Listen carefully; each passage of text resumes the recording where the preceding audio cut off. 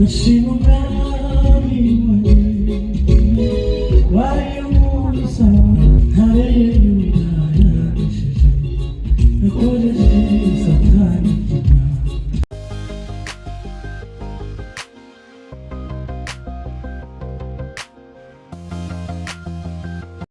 everyone, my name is Joyce Teta and I am the founder of JT Events.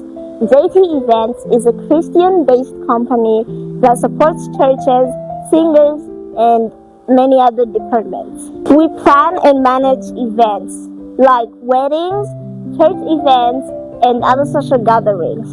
We also offer photography, protocol services, and also media services. We also create flyers, logos, QR codes, and many other things. For more information, please contact us at 079-66-0-772. Thank you very much.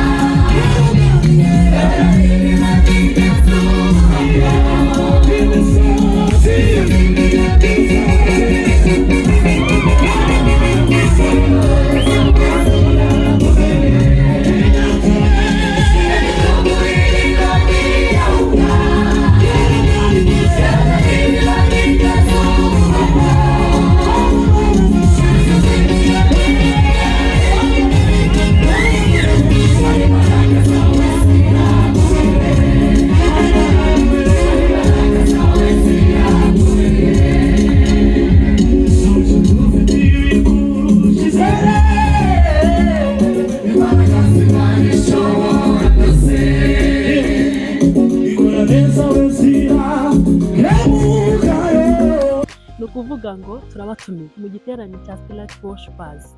Tuzavugana n'Imana gusa video call. Umwuka wera azaba ahari. Umwuka wera azaba ahari. Imana Data na Yesu Kristo natwe twese abera bose muzaze, uzakereza no kuri kose uzasubira kuko bwuzuye, ko ndabona rwuzuye. Turabatumira muri overnight kwa gatanu ya Starlight Worshipers igiterane dufite. Nyamuneka ntimukabure, ntimugakererwe rwose, kuhabura ni uguhomba. Welcome. Shalom, turatumiye mu giterane cyacu cya Starlight.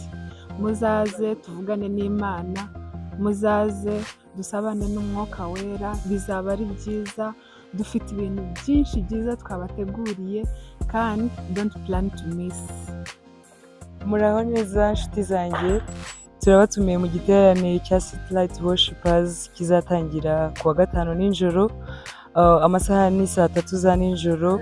Turabatumiye, hanyuma igiterane kizakomeza ku cyumweru, kizatangira saa 9. Zabara abatumirwa benshi, tuzagira ibihe byiza. Turabatumiye, kazi. Tuzaba turi kumwe n'abanaziri, abayumbe n'andi ma worship team mukunda muri Kigali muri benshi. Turabatumiye mu giterane cyacu cya Starlight Worshipers gifite theme ivuga ngo kanguka wambare imbaraga. Dukomeje kunezezwa no kubatumira ko tuzaba turi kumwe n'amatsinda atandukanye. Hazaba harimo Joyous, hazaba harimo Fishers, hazaba harimo Morio, hazaba harimo True Promise. Imuzabure kandi mwese, buri muntu azazane n'umuturanyi n'inshuti yiwe. Ndabararitse mwese, Mana ibereze umugisha. Shalom. Itsinda rya Starlight Worshipers dufite igiterane kizatangira kuwa gatanu. Dufite ijoro ry'ubusabane guhera saa 3 za nijoro kugeza saa 12 za mu gitondo.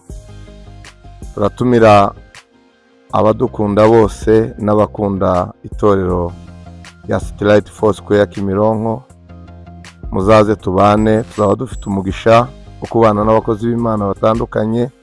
Harimo umushumba wacu mukuru Bishop Professor Bishop Masengo Fidel.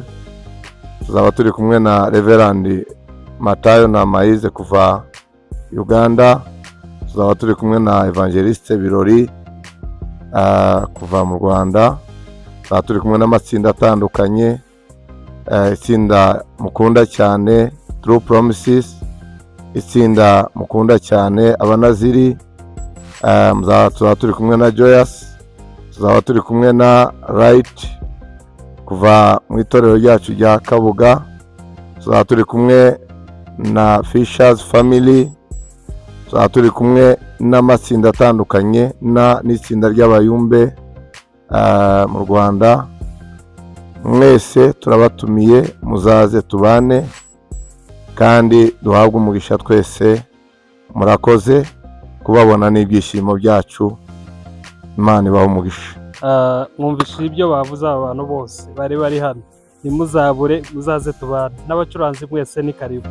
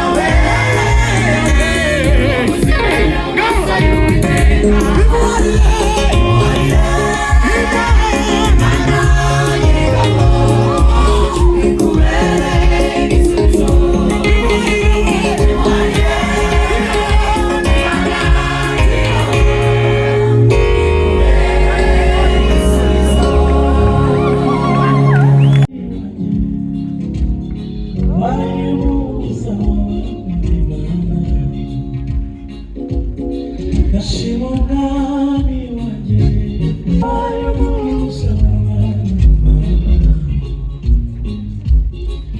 Be